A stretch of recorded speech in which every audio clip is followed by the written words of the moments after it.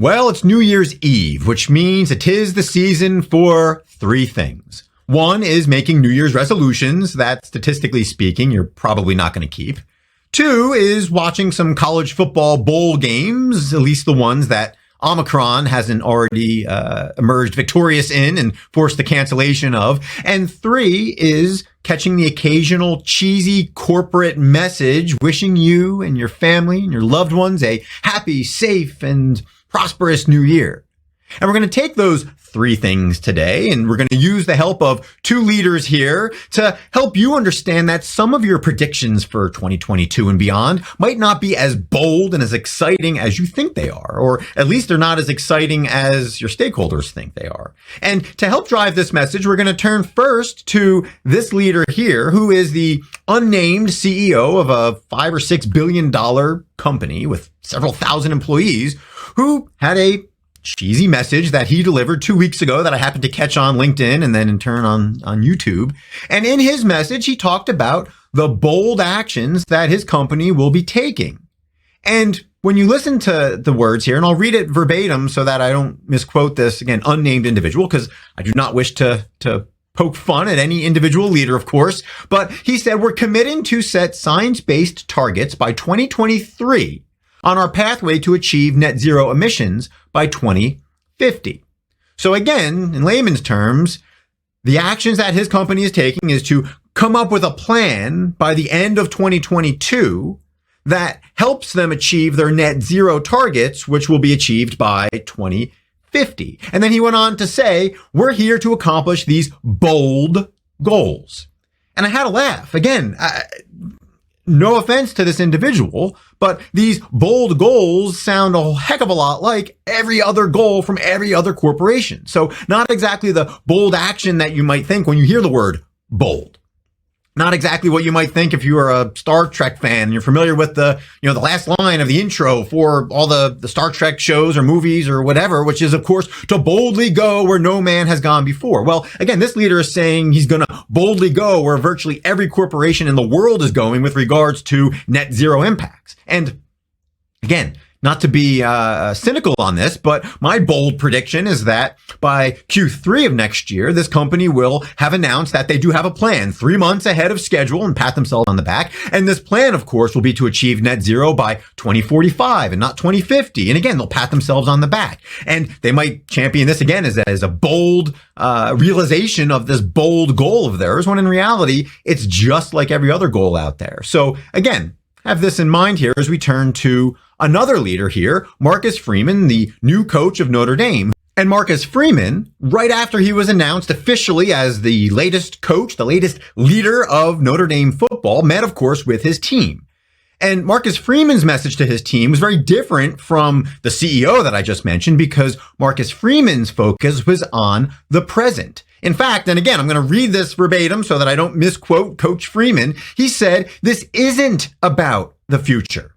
Let's be clear. That's a disservice to this group. This isn't about the future. This isn't about next year. This isn't about 5 years from now. This is about right now. This is about finishing this season off the right way for these seniors. I don't care about anything else. We all got a job to do. I care about us, this group, this coaching staff, and this football family finishing this thing off the way we have to.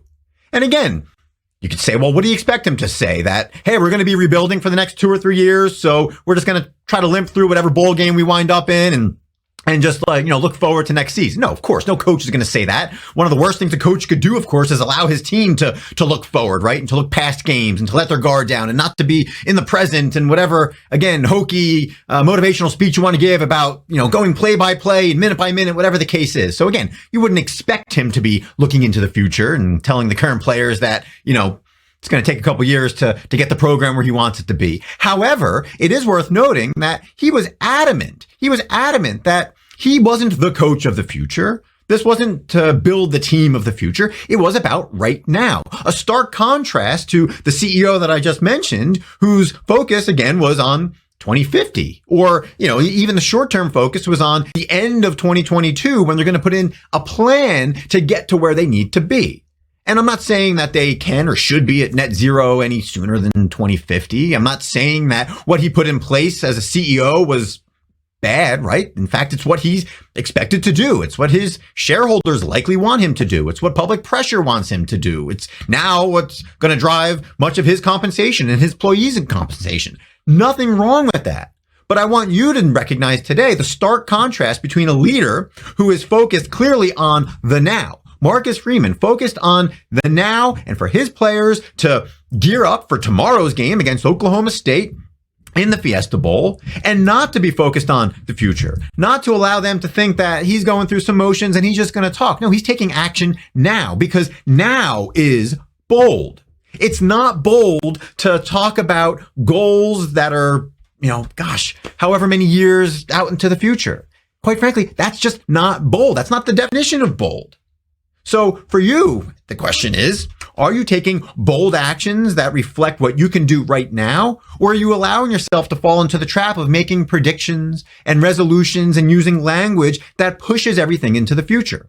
And again, we're not talking about this necessarily for you and your own resolutions and your own growth and development as a leader, but we're talking about the people that you are tasked with leading, whether it's your family, whether it's a football team, whether it's a corporation.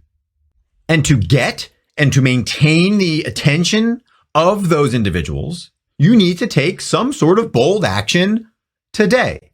So to help you do that, we're going to take a page from the last 30 plus episodes of the Energy Detox, and we're going to give you 3 questions that you can ask yourself today and every day that will help you grow, protect, and sustain success for all of your stakeholders. And the first of those questions today is, what can you do today to grow and develop?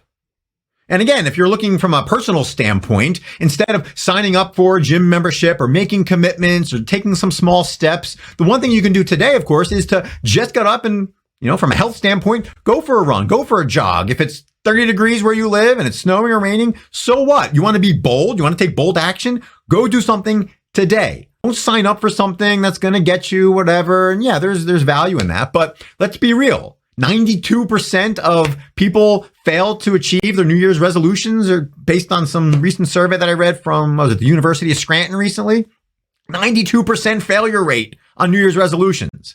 And even if you look at some other studies here bouncing around the internet, again, maybe best case scenario, 80% fail and 20% succeed in some portion of the resolutions. The odds are not in your favor. So make a resolution to do something today. That's bold. It's not bold to say that you're going to do X, Y, Z over the next 365 days necessarily. And from a team standpoint, again, what bold action can you do today? What action can you take today? And okay, maybe it's not today, maybe it's Monday, but what can you do to actually generate excitement among your employees?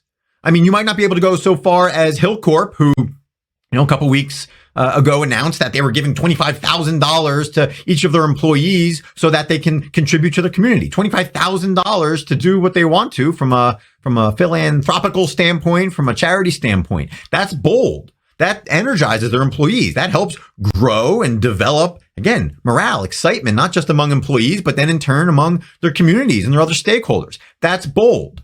So again, maybe you can't do that as the leader of a company, but what else can you do that has immediate impact on, again, the excitement, the morale? Because guess what? It's not some cheesy corporate video.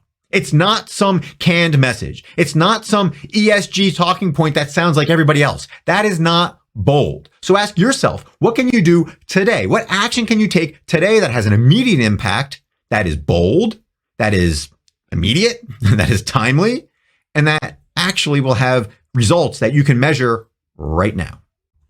And the second question to ask yourself is, what can you do today to protect yourself or your stakeholders? What actions can you take that will layer on some extra protection when it comes to your health, your well-being, your legacy, and all of the results that you have achieved and your team has achieved, your company's achieved, your family's achieved? What can you do to protect that?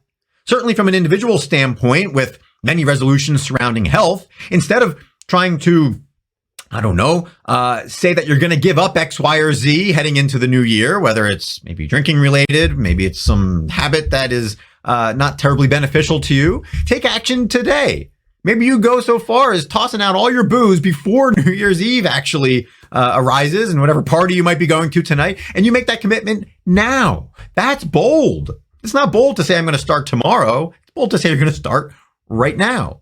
Maybe you do something that is completely against your DNA and you take a nap because you need to protect your health and your well-being and your all the synapses that you need to be firing at all time. Whatever the case is, do something bold that you normally wouldn't do. Because the reality is for some people, especially in the oil and gas industry, taking a nap is a pretty bold action, right? Taking a nap could be something that, again, I mean, I kind of dream as a parent, and I do have on my wish list, I think, for 2026. But the reality is for a lot of people, it's seen as a sign of weakness. So if that's you, go ahead and be bold. Take a nap. Protect your health. Protect your brain. Protect your well-being. And then, moving on, of course, to your employees, again, what action can you take that will protect them? Is it announcing that you're going to give them an extra day or two off, an extra mental health day, if you will, in 2022? Is it announcing some sort of new safety bonus initiative, whatever the case is? I don't know. Use your imagination, but think about something that you can do today that will actually have an immediate impact on people's ability to protect themselves, protect what they've built, and protect, again, their health, their well-being, whether it's physical or psychological, and protect their ability to continue contributing to whatever goals you have for yourself and your company, whether they're short-term goals or whether they're long-term, 30-year goals like those that we talked about at the outset. And the third question for you today is, what action can you take to sustain momentum heading into 2022? What action can you take to introduce some sustainability to your life? Again, to be able to keep moving forward. Because many of the resolutions that people have, of course, is around decluttering and cleaning up and freeing up more time. But what can you do today that will actually accomplish that?